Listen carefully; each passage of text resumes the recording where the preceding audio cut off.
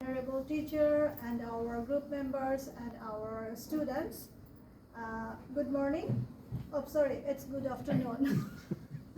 Now, today we are welcome to our group presentation. And we are talking about something about overconsumption. I think all of you have an idea about overconsumption. Do you know about overconsumption? Yes. So, in this group, three of our members are presenting about overconsumption. So, for the next slide, please. In overconsumption, we have three presenters here, me, the Karshmamjian, and the second presenter is Than. Than will present about why is air pollution important issue to human health. And our third and last presenter will be Dorothy, and Dorothy will be present can a transition to renewable energies fully mitigate the global warming crisis. Okay, so my topic is how does fashion exploit the garment industry worker in Bangladesh?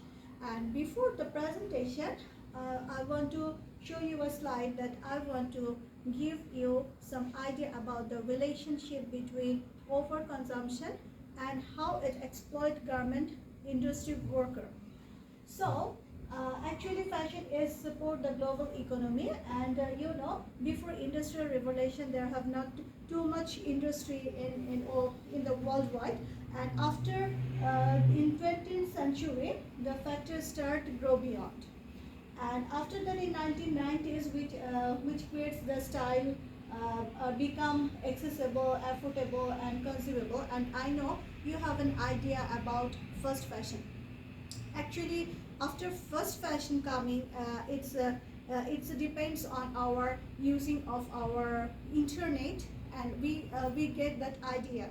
And after first fashion coming in our society, we get everything about cheap and rapidly, and changing our fashion placing. And as a result, the garments manufacturer want to cut cost, and as a result, the fashion cost cut, and we give the exploit of garments worker by many wages, like low wages. They give low wages, and they give long working hours, and the bad condition of their working place. And in this presentation, I want to show you something about the background of the garment industry in Bangladesh.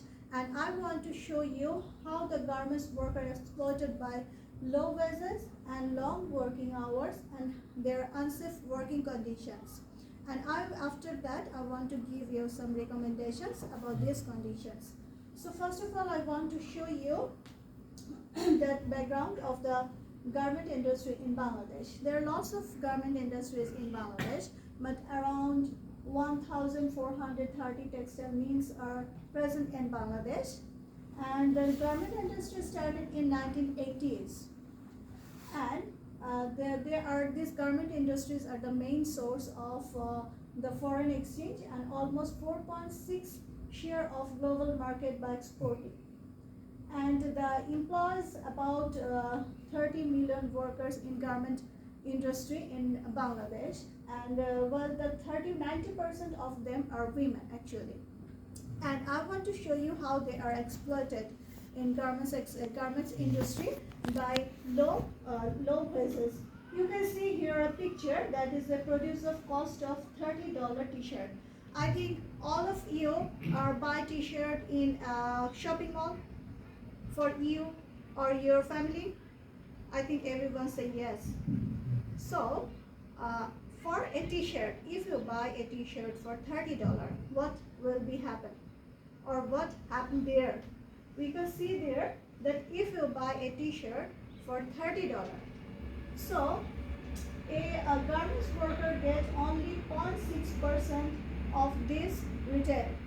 And it means that the garments worker earn only 0.9 cents US dollar per hour. But what happened if you see this picture, this graph here? So this graph shows actually the gap between the Australian CEO and the Bangladeshi garments worker. one CEO in Australia get 2,500 per hour, but one garment worker get only 39 cents, 0.39 cents in a hour. So what happened? Before that, the garments industry get only 5,300 taka. It means only 36 US dollar per month. But now the government of Bangladesh rise their salary. So it now 8,000 taka, it means only 96 dollar US dollar per month. But this is too much poor salary for their family and for themselves. So what will happen? So next slide, we can see this low wages create the socioeconomic problems. Actually, they live in a very bad condition in a slum, and actually they are struggle to meet their ends meet, and this small amount of money is insufficient for their family to get their general household expenditure, and they are not have ability to afford their necessary things. Actually, they do not have the nutritious foods also, and actually they are suffering too much. They are actually suffering terribly. So I want to show you the another thing, that another exploitation sites that are about low working hours. You can see here a table. So this table I get from article. They are analyzing about their long working hours. You can see here the average working hours per day is 11.21 hours.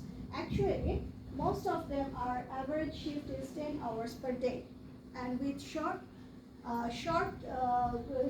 break, and sometimes they are working 14 to 16 hours 7 days a week, and sometimes they are forced to work overtime and peak hour.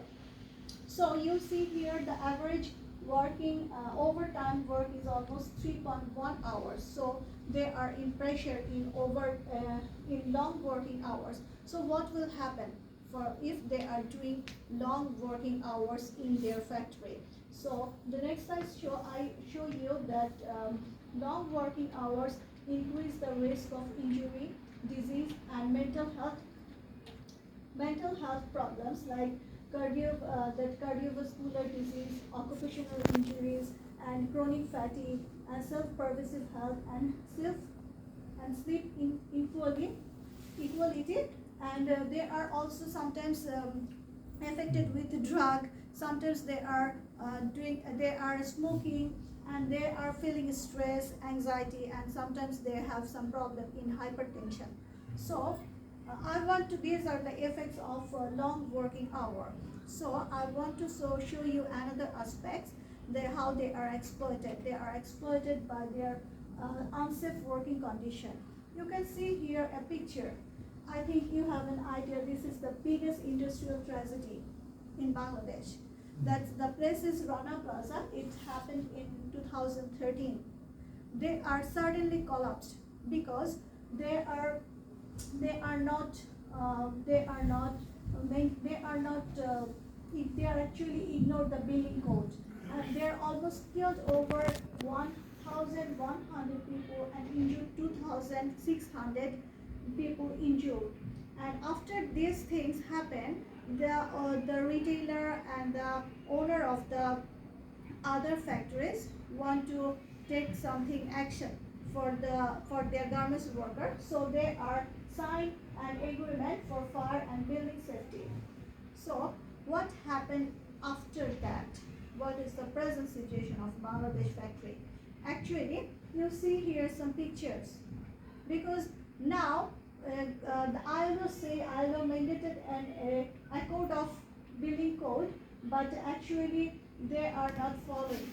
You can see here the stairways, exit door, and exit condition do not follow the safe regulations, because all these are congested, and this is unsafe for the garment industry worker.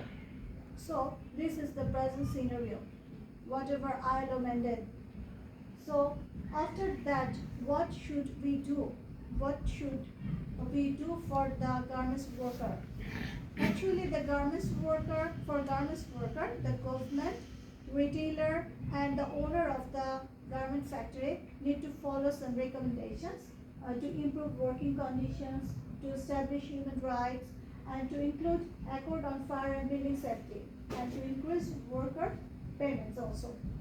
So, all these things happen if we follow these recommendations. So we need to take an action today.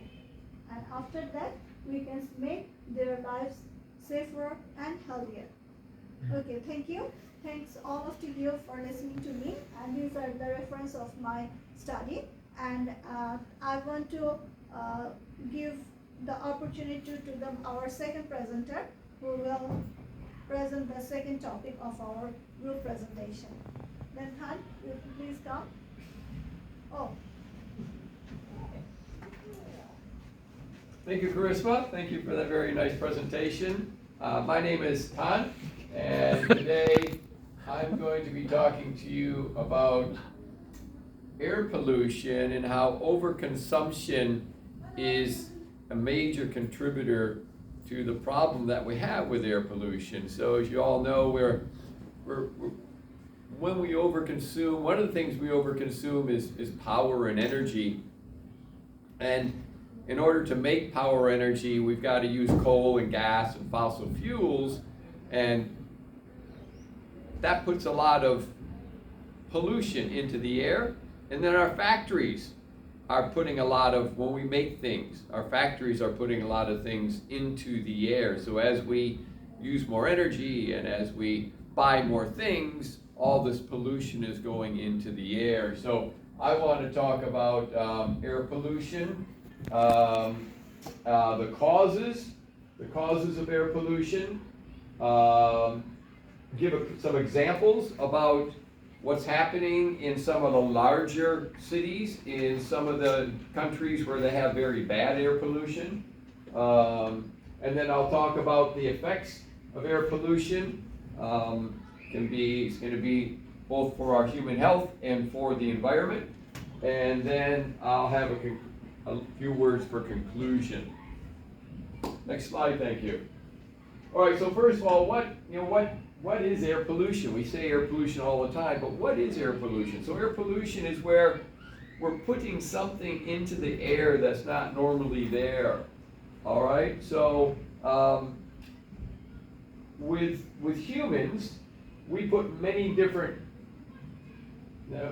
sometimes they're chemicals, they can be bits of dust, but we're putting lots of things into the air. Carbon monoxide, this is a gas.